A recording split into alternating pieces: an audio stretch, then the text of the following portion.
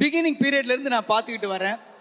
அவரோட வளர்ச்சிங்கிறது வந்து உண்மையில் ஒரு அற்புதமான விஷயம். ஒரு சாதாரண மனுஷனும் டெய்லி சினிமாவில் எதையோ சாதிக்கலான்னு ஒரு கனவுகளோடு வந்து சென்னைக்கு வந்து இறங்குறாங்க பார்த்தீங்களா.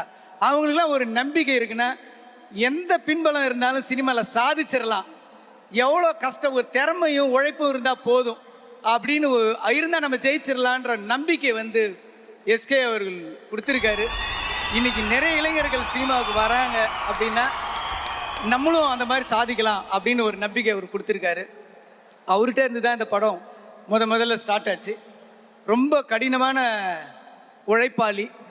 யார் வந்து குழந்தைங்க ஆடியன்ஸை ஃபஸ்ட்டு பிடிக்கிறாங்கனோ அவன் கண்டிப்பாக ஒரு நாள் ஒரு பெரிய உச்சத்தை பிடிப்பாங்க.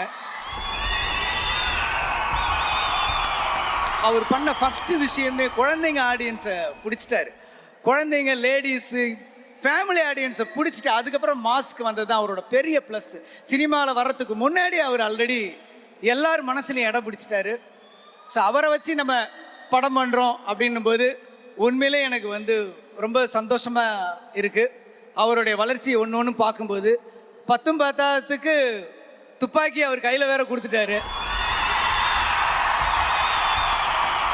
இது வந்து மதராசி அண்டர் ப்ரொடக்ஷனில் நடந்துச்சு. இப்படி ஒரு விஷயம் நடந்ததே எனக்கு தெரியாது. அது இல்லாமல் தான் நாங்கள் பிளான் பண்ணோம். நீங்கள் மதராசி படம் வரும்போது பாருங்கள், கண்டிப்பாக அந்த துப்பாக்கியை ரொம்ப இறுக்கி பிடிச்சிருக்காருங்கிறத உங்களால் உணர முடியும். தேங்க்யூ சிவா.